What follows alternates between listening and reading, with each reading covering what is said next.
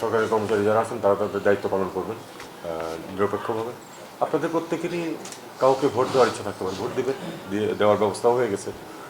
কিন্তু আপনারা যে ভোট কেন্দ্রে বা তার আশেপাশে ভোট সংক্রান্ত যে দায়িত্ব পালন করবেন সেখানে যেন সামান্যতম কোনো ধরনের কোনো পক্ষপাতিত্ব অভিযোগ কেউ করতে না পারে, এটা হলো আপনাদের প্রতি আমার সব অনুরোধ। আমরা একটা দুটো কমপ্লেন দু এক জায়গা থেকে পেয়েছি এবং কেন্দ্র থেকে কিন্তু সেগুলির ব্যবস্থা নেওয়া হচ্ছে যে সরকারের কোনো কর্মী কোনো ধরনের কোনো ওই হ্যাঁ না ভোটের ব্যাপারে মতামত দেবেন, কিন্তু ওই যে সংসদ নির্বাচন সেখানে কেউ কোনো মতামত দেবেন না। ওখানে ভোট দেবেন সেটা হলো আপনার ব্যক্তিগত ব্যাপার, কোনো মতামত দেবেন না। আপনাদের সম্পূর্ণ নিরপেক্ষতা, শুধু নিরপেক্ষতা থাকলে চলবে না, নিরপেক্ষ যে আছেন সেটা দৃশ্যমান হতে হবে, এটা কিন্তু খুব গুরুত্বপূর্ণ। একটা কথা আছে যে it's not enough to work, you must be seen to be working. তো এক্ষেত্রে এটা সাংঘাতিকভাবে প্রযোজ্য। আপনাদের সরকার, আমরা নিরপেক্ষ সম্পূর্ণ, কিন্তু এই হাঁ না ভোটের ব্যাপারে কিন্তু আমরা একটা সত্যিকার একটা পক্ষ হয়ে দাঁড়িয়েছি। আমরা কিন্তু চাই যে হাঁ জয়যুক্ত হোক। আপনারা প্রফেসর ইউনূসের বক্তব্য শুনেছেন।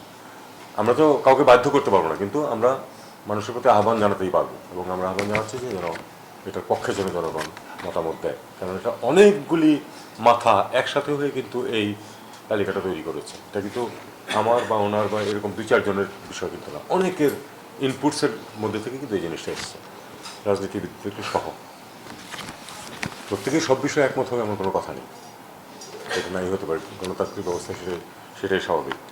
আরেকটি সেই পরিবর্তনের পক্ষে আমরা এই এবং বিস্তৃত আলোচনার মাধ্যমে কিন্তু এই ইয়াটা এসছে, যে সমাধানটা এসছে যে এর ভিত্তিতে হাঁ অথবা না।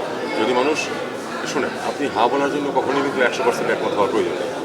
আপনি যদি বাই অ্যান্ড লার্জ একমত হন যে না আমি আসলে এই পরিবর্তন করতে চাই, আচ্ছা ঠিক আছে, এই পয়েন্টটা আমার ঠিক মনোভূত না হতেই পারে। মানুষ তো সম্পর্ক বজায় রাখে, সম্পর্ক আপনার যাদের সাথে আছে সবার সাথে কি আপনি সব বিষয়ে একমত হন না, কিন্তু তারপরেও আপনি পক্ষে যান। আমরা চাচ্ছি যে আমরা বিশ্বাস করি যে মানুষ পক্ষে আছে, তাদেরকে উদ্বুদ্ধ করা যে আপনারা আসেন। আচ্ছা, ইইউ তো আমার সাথে দেখাও করেছে এবং চিফ ইলেকশন কমিশনের সাথে তারা আলাপ আলোচনা করেছে। তারা 200 জন পর্যবেক্ষক পাঠানো করে।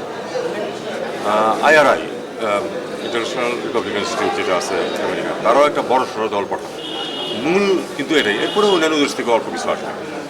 বিদেশিরা অবশ্যই এটা পর্যবেক্ষণ করবে এবং আমরা আশা করব যে আমরা আমাদের দেশের সম্মান রক্ষা করতে পারব।